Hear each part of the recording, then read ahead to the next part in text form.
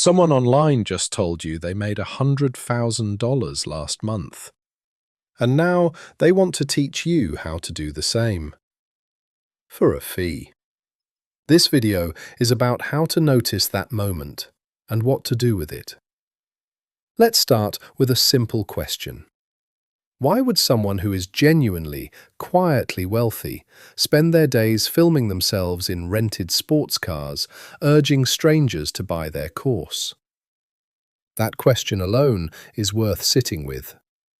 The world of personal finance online is full of genuinely helpful voices. Teachers, journalists, certified planners who share real knowledge freely.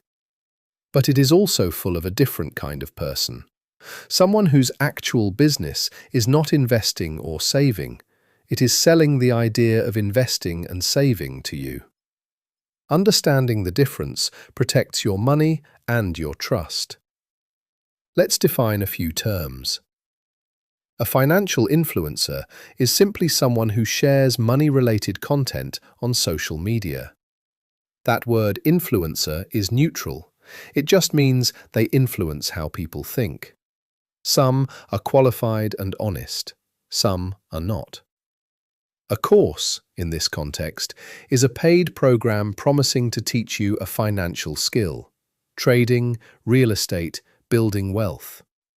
Courses are not automatically bad, but they are not automatically good either.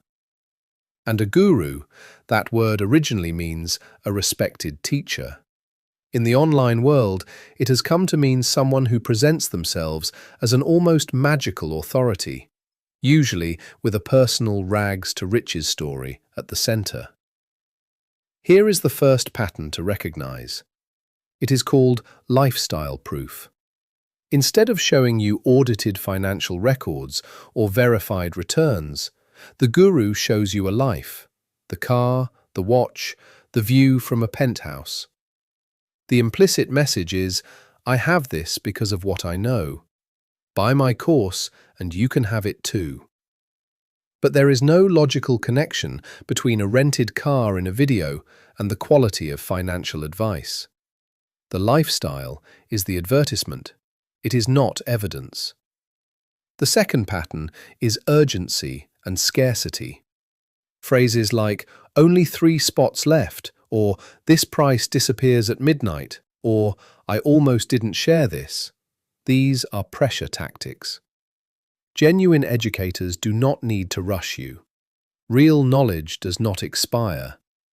If an offer makes you feel anxious about missing out, that anxiety is intentional.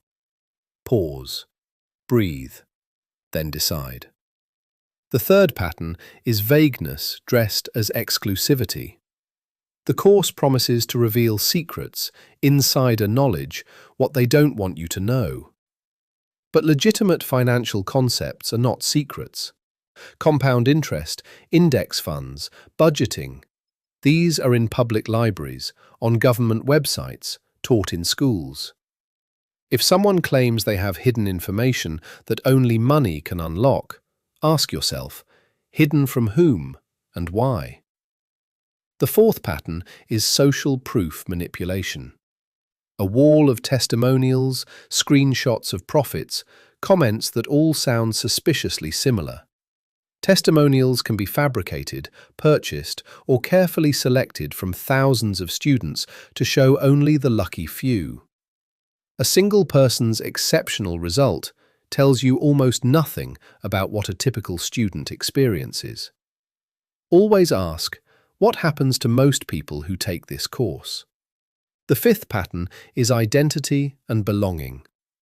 The guru does not just sell information, they sell a community, a tribe, a way of seeing yourself. If you feel like leaving would mean abandoning your people, or that questioning the guru feels somehow disloyal, that is worth noticing. Healthy financial education welcomes skepticism. It does not ask for devotion. Now, what does a trustworthy source actually look like? They are transparent about their qualifications, or honest about not having them. They distinguish clearly between general education and personal advice. They acknowledge uncertainty.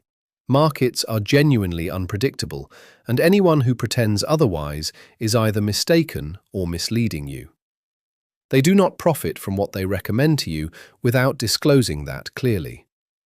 And when they are wrong, they say so. It is also worth knowing about a concept called survivorship bias. Imagine a lottery winner who writes a book called How I Won the Lottery. The book might describe exactly what they did, which numbers they picked, what time they bought the ticket. None of that information is useful because a million other people did similar things and did not win. The same logic applies to trading courses built around one person's exceptional run. You are hearing from the winner. You are not hearing from the many people who lost. What about the money itself? In many countries, charging for financial advice without a license is regulated or illegal. But selling a course about financial topics sits in a grey area. It is classed as education, not advice, which means fewer rules apply. This is not a reason to avoid all courses. It is a reason to apply your own judgment carefully before paying. Here is a calm, practical checklist before you spend anything. 1. Search the person's name plus the word complaint or the word review on a source you trust. 2. Check whether their claims can be verified anywhere independent of them. 3. Ask if the same information is freely available in a library or a reputable free resource. 4. Notice how the content makes you feel. Excitement and urgency are signals worth examining. 5. Give yourself at least 48 hours before paying anything. None of this means you should distrust everyone online. It means you should bring the same thoughtful, patient attention to financial content that you would bring to any important decision. The people who most want your trust are not always the people who deserve it. Curiosity is free. Skepticism costs nothing. And both of them, used calmly and consistently, are among the most powerful financial tools you will ever have.